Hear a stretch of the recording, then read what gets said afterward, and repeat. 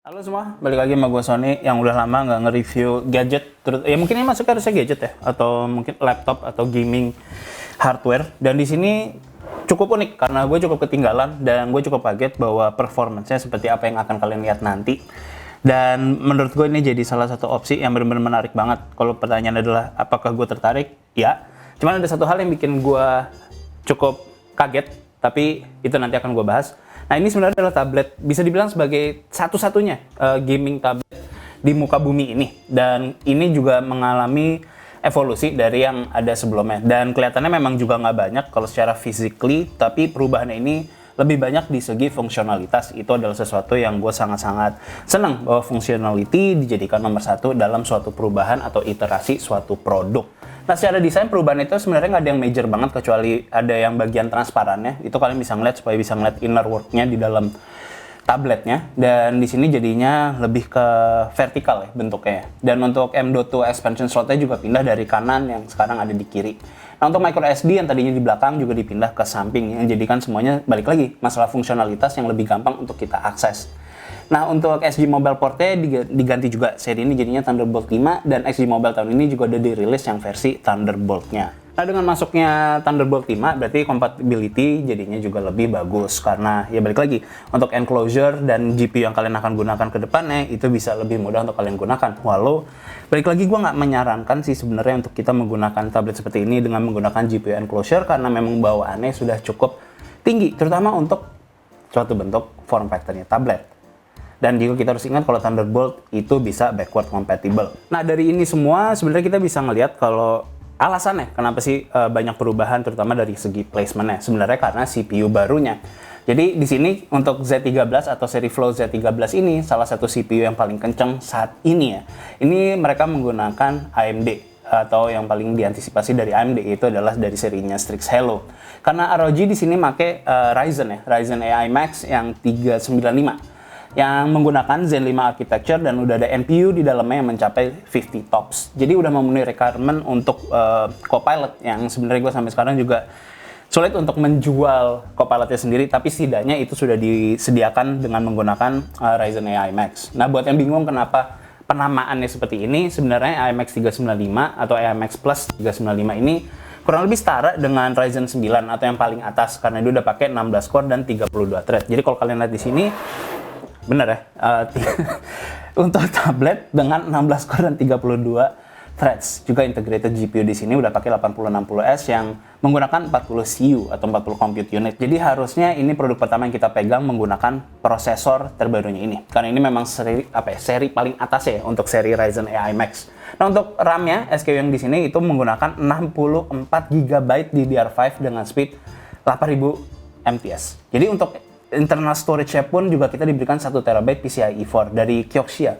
Jadi ini benar-benar over the top banget spesifikasi dengan form factor yang sangat-sangat kecil. Terus ini sayangnya memang nggak upgradable, tapi bisa diganti karena adanya M.2 access di belakangnya. Cuman perlu buka satu baut yang menurut gue sangat-sangat mudah untuk kalian lakukan. Cuman disayangkan seri sebelumnya itu sama masih menggunakan 2230 bukan 2280 karena kalau menggunakan 2280 untuk storage kita bisa harga yang lebih murah dibandingkan dengan kita menggunakan 2230. Nah, untuk bagian displaynya ini yang tadi menurut gue cukup penting untuk kita bahas. Jadi displaynya ini memang menggunakan resolusi yang sangat-sangat tinggi atau sangat-sangat tajam. Jadi kayak ya dari ukuran segini gue ngelihat kayak gue ngeliat kertas aja karena untuk resolusinya ini 2,5 atau 2560 kali 1600K.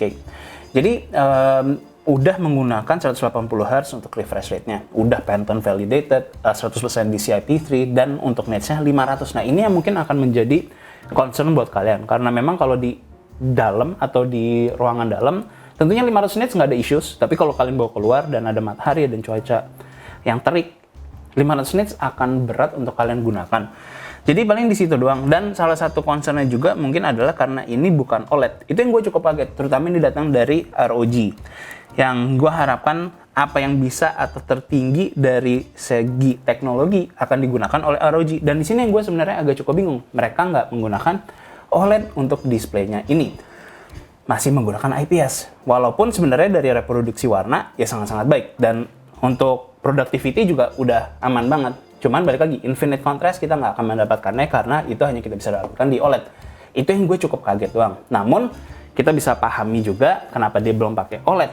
Karena komponen di belakangnya yang tentunya akan jadinya lebih panas, jadi ngebuat bisa juga jadi lebih tebal juga.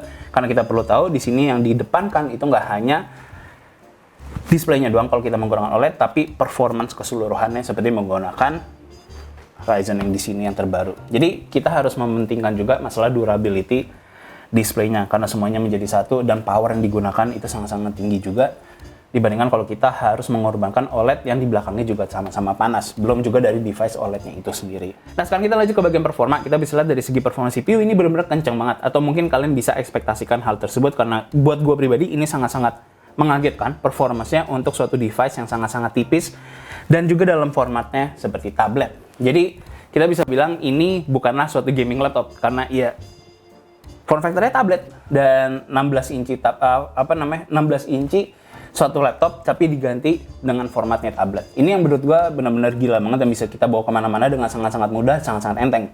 Nah, kalau dilihat sekilas performanya bakalan di atasnya laptop gaming 16 inci pada umumnya yang secara performa sangat tinggi dan juga sudah menggunakan cooling yang jauh lebih baik daripada ini. Bukan lebih baik, lebih besar untuk mengeluarkan heat yang dibikin oleh laptop yang gaming. Nah, dari performanya kita juga bisa lihat kalau uplift terbesarnya itu ada di V-Ray. Jadi kalau kalian mau menggunakannya untuk rendering atau menghasilkan suatu gambar, gua nggak menyarankan untuk bikin animasi, terutama menggunakan V-Ray ya enggak. Tapi kalau buat bikin perspektif doang untuk klien dan segala macam, ini sangat-sangat mencukupi. Dan ini nggak terlihat sebagai suatu device yang mencukupi untuk melakukan hal tersebut. Gue yakin banget mayoritas dari arsitek yang menggunakan 3D Max atau menggunakan renderer seperti V-Ray, pada saat dikasih tahu bahwa ini bisa menghasilkan kualitas yang setara dengan 16 inci gaming laptop atau ya productivity laptop, mereka nggak akan percaya.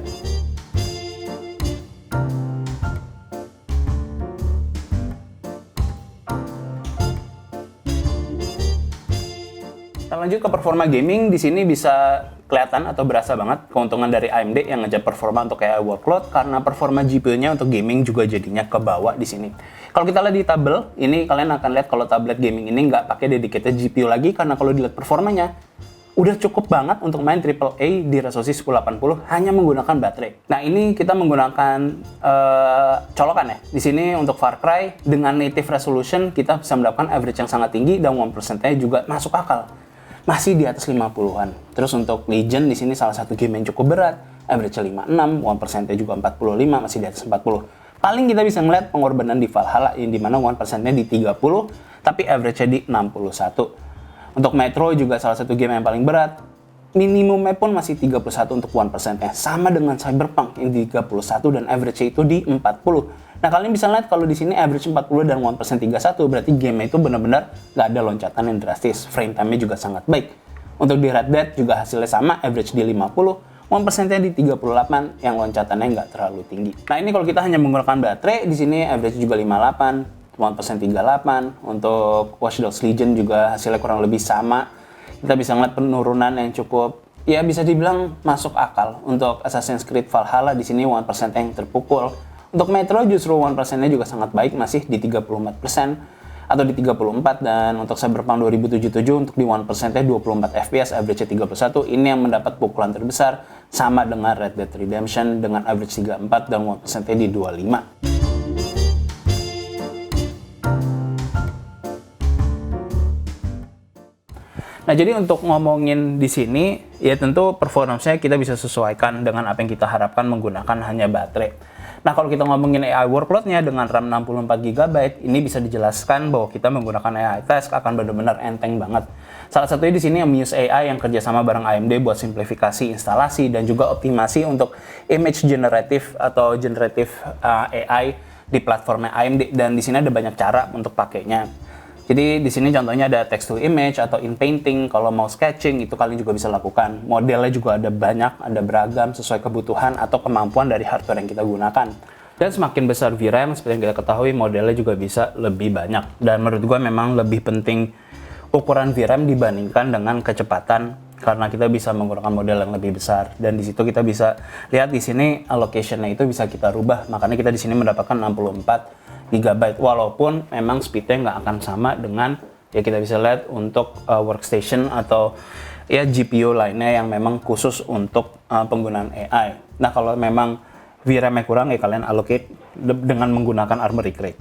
Nah, terakhir untuk bahas baterainya yang 70 Wh. Di sini penggunaan ngetes untuk browsing, Photoshop, light editing di Premiere Pro, dan juga nonton offline ini bisa sampai 2,5 jam. Itu dengan power profile di performance dan full brightness. Jadi ya balik lagi, kalau kita memang mau menggunakan sebagai handheld tablet, ya mau nggak mau kita harus turunin brightness, dan itu memang nggak akan nyaman untuk kita gunakan di luar. Tapi kalau di dalam rumah, di dalam atap, ya kita bisa mencapai 5 jam dengan brightness di 50-60%. Jadi untuk kesimpulannya, menurut gua performa yang ditawarkan form factor yang kecil kayak begini, ini udah sangat-sangat bagus banget ya untuk suatu device dengan SoC terbarunya dari AMD. Ini keren banget ya. Gua nggak nyangka gue bisa ngeliat performance seperti ini AAA gaming di tablet untuk game-game yang gue biasa dulu benchmark pada saat ya ngebangun TLM, dan kita bisa nikmatin sekarang di form factor yang benar-benar seukuran tablet, yang nggak seukuran tablet pada umumnya yang kita bisa lihat kayak dia punyanya Samsung atau punyanya Apple. Cuman buat gue ini masih form factor yang sangat-sangat masuk akal, dan nggak ada pesaingnya menurut gua dengan volume yang sekecil ini, dan CPU-nya bisa digenjot sampai sejauh ini. Jadi sayangnya yang gua nggak bisa berikan kepada kalian adalah masalah harga. Jadi kalian mau nggak mau harus ngecek promo atau misalnya ada pre-order yang sekarang lagi dijalanin ya, atau klik ada link di bawah, karena pada saat ini gua review dan sampai sekarang gua syuting harga masih nggak ada. Karena ini seri yang iterasi berikutnya, gue ngarep bahwa performance-nya dengan seperti ini, perbaikan functionality, cuman karena sudah yang iterasi kedua, dan gue nggak tahu penjualan yang sebelumnya seperti apa, tapi gue harap harganya nggak beda jauh dari yang seri sebelumnya. Ya gue harap dari semua yang ada di sini, itu menunjukkan bahwa ini harusnya jauh lebih masuk akal harganya, karena ya dengan yang kedua harusnya cost production mereka bisa lebih ditekan. Dan hal lain yang paling yang gue bisa bahas adalah seri Flow Z13 ini cooling performance-nya benar-benar bagus banget, karena ya cuma CPU doang yang harus didinginkan, nggak ada GPU yang harus mereka berusaha untuk keluarin suhunya mereka. Jadi beli atau enggak tentunya ya kebutuhannya kalian, tapi kalau buat gue pribadi, gue sangat-sangat tertarik ini. Kalau dibandingkan dengan DeX atau segala macam atau handheld, gue jujur gue prefer seperti ini, karena ya buat gue layarnya lebih gede, lebih nyaman buat gue mainin, dan banyak banget game indie yang gue akan happy untuk mainin di form factor seperti ini. Dan ya RAM untuk sebesar ini juga buat gue productivity sangat-sangat berguna. Jadi itu aja paling kesimpulan untuk si Z13 ini adalah salah satu produk yang gue benar-benar happy ya untuk ngelihat progresnya, dan yang dimana semua kerasa cukup stagnan, dan ini menjadi sesuatu yang sangat-sangat fresh menurut gue di industri ini.